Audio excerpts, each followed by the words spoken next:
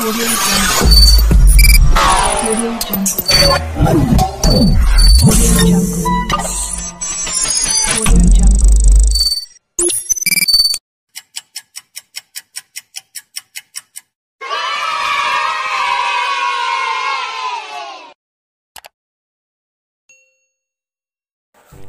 Assalamualaikum warahmatullahi wabarakatuh. Anak-anak cerdas sekalian, jumpa lagi bersama Pak Guru di Momo Edukasi Channel. Pak Guru doakan agar kalian selalu sehat dan tetap semangat dalam mengikuti proses belajar mengajar pada masa pandemi. Materi pada video pembelajaran kita kali ini adalah tema 6, panas dan perpindahannya, subtema 1, suhu dan kalor di pembelajaran 3. Anak-anak cerdas sekalian, perhatikan gambar pada cuplikan. Buku merupakan salah satu media cetak yang menjadi sumber informasi yang paling sering digunakan masyarakat hingga saat ini. Apakah kamu memiliki buku serupa dengan buku pada gambar pada cuplikan? Ya, buku itu biasanya buku ilmu pengetahuan yang berisi informasi tentang peristiwa alam yang terjadi di sekitar. Selain terdapat teks penjelasan, di dalam buku itu juga terdapat gambar-gambar yang mendukung penjelasan informasi yang diberikan. Gambar-gambar tersebut juga membuat buku-buku itu semakin menarik bagi pembacanya. Perhatikan kembali gambar pada cuplikan di atas. Dapatkah kamu menceritakan gambar-gambar pada cuplikan? Tahukah kamu bahwa matahari adalah sumber energi yang tidak pernah habis dan diperlukan oleh seluruh makhluk hidup yang ada di bumi, termasuk masyarakat Indonesia? Manusia dan lingkungan sekitar memerlukan sumber energi panas untuk kelangsungan hidupnya. Untuk memenuhi kebutuhan hidupnya, manusia harus berhubungan dengan lingkungannya. Dalam kehidupan dengan lingkungannya, ada peristiwa saling memengaruhi satu dengan yang lain. Matahari adalah sumber kehidupan yang memungkinkan lingkungan manusia berjalan sebagaimana mestinya. Lingkungan manusia terdiri atas lingkungan alam dan juga lingkungan masyarakat. Lingkungan masyarakat tempat tinggal kita dipengaruhi oleh kehidupan ekonomi, sosial, dan budaya. Bagaimana manusia berhubungan dengan lingkungan alamnya? Simaklah bacaan berikut ini. Manusia dengan lingkungan alam. Semua makhluk hidup yang ada di bumi melakukan hubungan dengan sesama makhluk hidup maupun dengan lingkungannya. Lingkungan alam terdiri atas benda mati dan makhluk hidup. Lingkungan alam merupakan sumber penghidupan bagi makhluk hidup, karena alam menyediakan semua kebutuhan makhluk hidup. Benda mati dan makhluk hidup saling memengaruhi antara satu dengan yang lainnya. Bahkan antara keduanya saling berkaitan. Salah satu bentuk hubungan antara benda mati dan makhluk hidup adalah jenis tanah, suhu, dan curah hujan di suatu tempat dapat memengaruhi jenis tanaman yang tumbuh dan hewan yang berkembang di daerah tersebut. Makhluk hidup juga dapat memengaruhi benda mati. Contohnya, daerah yang banyak tumbuhannya akan menyebabkan daerah tersebut menjadi lebih sejuk. Daerah yang masih banyak tumbuhannya cenderung memiliki air tanah yang baik dan berlimpah. Hal ini terjadi karena tanaman membantu tanah untuk menahan air dan menyimpannya di dalam tanah dengan baik. Bagaimana dengan manusia? Hubungan antara manusia dan lingkungan alam dapat dikelompokkan menjadi dua. Pertama, hubungan yang membuat manusia harus dapat menyesuaikan diri dengan alam. Yang kedua adalah hubungan yang membuat manusia dapat memanfaatkan alam sekitarnya. Salah satu cara manusia untuk menyesuaikan diri dengan alam adalah dengan mempelajari peristiwa alam yang ada di lingkungannya. Para petani harus menyesuaikan waktu tanam dengan musim hujan agar tanamannya dapat tumbuh dengan baik. Para nelayan memilih waktu untuk berlayar menyesuaikan dengan keadaan cuaca agar terhindar dari bencana dan memperoleh tangkapan ikan yang banyak. Manusia juga harus dapat memanfaatkan alam untuk memenuhi kebutuhan hidupnya dengan menggunakan ilmu pengetahuan dan teknologi. Contohnya, untuk menanggulangi akibat kemarau panjang yang menyebabkan menurunnya hasil pertanian, manusia mencoba membuat hujan buatan. Pembuatan hujan buatan ini tentu dengan menggunakan pengetahuan dan teknologi.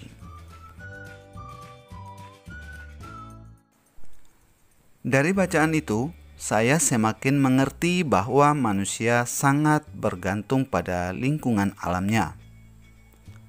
Betul, manusia mempunyai kemampuan untuk mempelajari keadaan lingkungannya dan melakukan penyesuaian untuk bertahan hidup. Yuk, kita coba untuk mengamati lingkungan sekitar kita. Saya baru menyadari bahwa apa yang saya makan berasal dari hubungan manusia dengan lingkungan alamnya. Saya bersyukur tinggal di daerah yang memiliki hasil pertanian yang melimpah. Di daerah Papua, mereka biasa memakan umbi-umbian, Din. Hal itu terjadi karena di sana mereka tidak menanam padi seperti masyarakat di Pulau Jawa. Umbi-umbian merupakan tanaman yang paling mudah tumbuh dan mudah dirawat di sana. Wah, saya baru tahu. Berarti jika di daerahnya berbeda, tanaman yang dihasilkan pun bisa berbeda. Ya, masyarakat yang tinggal di sana juga harus menyesuaikannya pengetahuan yang baru untuk Kuben.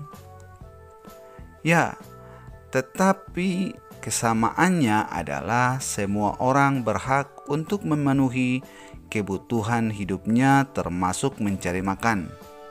Bicara soal hak-hak, apa sajakah yang kita miliki, ya, Din?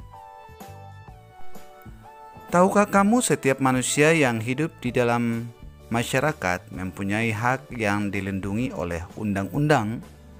Salah satu hak warga negara Indonesia adalah mendapatkan pendidikan yang layak. Tahukah kamu apa maknanya? Kita adalah warga negara Indonesia. Kamu yang lahir dan besar di Indonesia mempunyai hak sebagai warga negara Indonesia. Sebagai seorang siswa pun kamu mempunyai hak-hak yang harus kamu ketahui. Bacalah bacaan berikut ini dengan seksama sebelum kamu melakukan kegiatan berikutnya. Konvensi Hak-Hak Anak. Anak kita perjuangan sebuah bangsa. Oleh karenanya, kebutuhan untuk tumbuh dan berkembang dalam kehidupan anak harus diutamakan. Sayangnya, tidak semua anak mempunyai kesempatan yang sama dalam mewujudkan harapannya. Banyak di antara mereka yang mengalami kesulitan untuk tumbuh dan berkembang secara sehat dan mendapatkan pendidikan yang terbaik. Banyak anak berasal dari keluarga yang kurang mampu yang tidak mendapatkan layanan pendidikan dan kesehatan. Tak hanya itu, akibat perang dan pertikaian yang terjadi di beberapa negara menyebabkan banyak anak yang menjadi korban. Hak-hak mereka terabaikan sehingga menjadi korban kekerasan.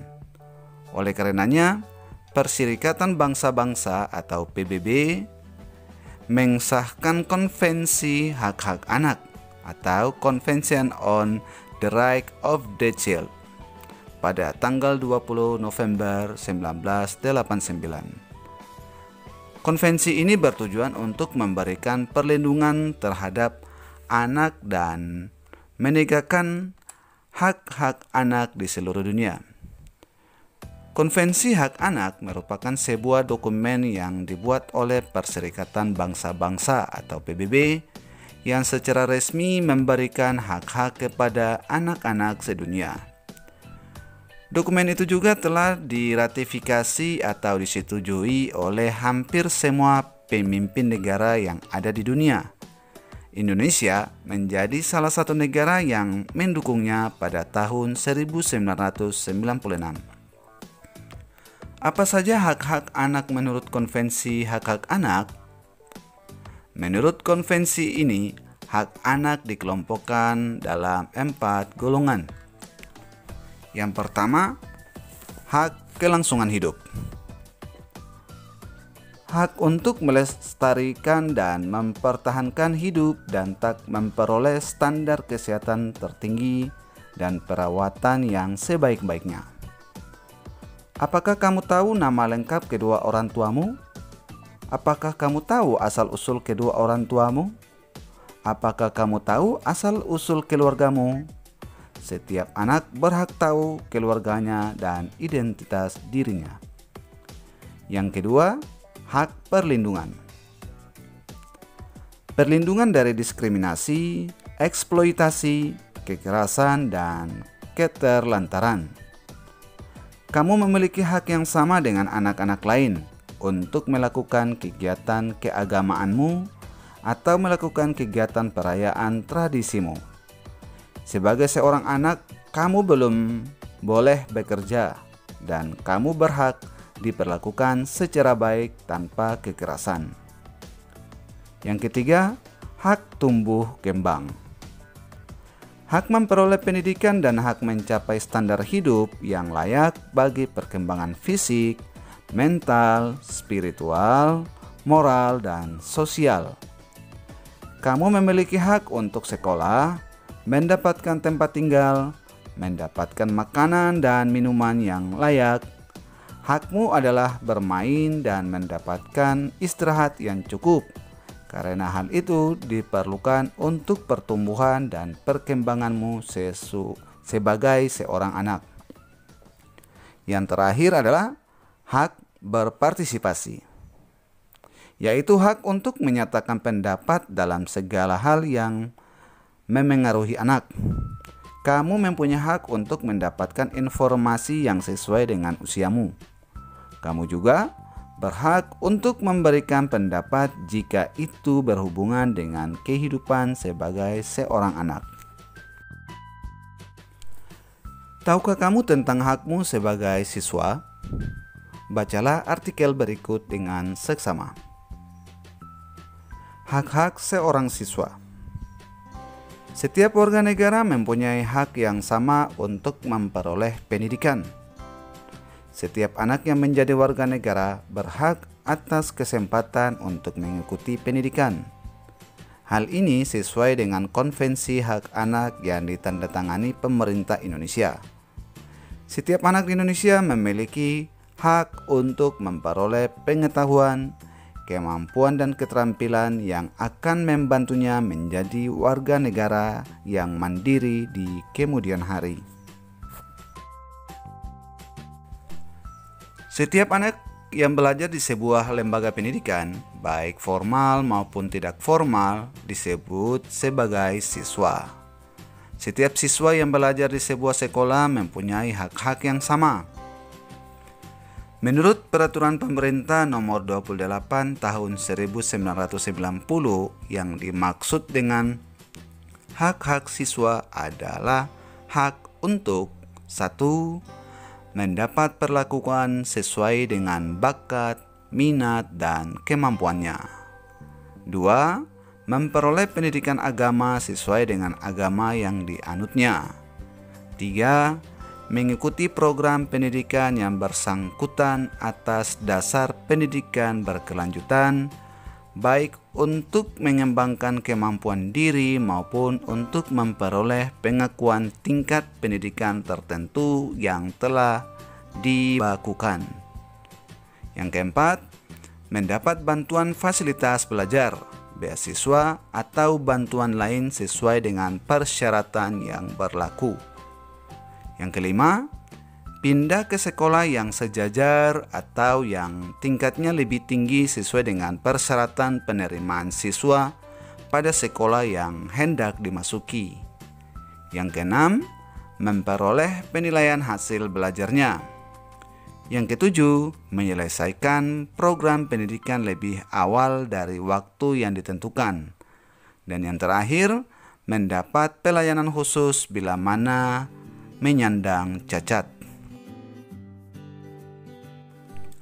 Demikian video pembelajaran tema 6 subtema 1 di pembelajaran 3 kali ini. Semoga bermanfaat. Jangan lupa untuk di like, share, komen, dan subscribe serta bunyikan loncengnya agar kalian terhubung dengan video-video pembelajaran terbaru di Momo Edukasi Channel. Jumpa lagi di video pembelajaran selanjutnya. Wassalamualaikum warahmatullahi wabarakatuh.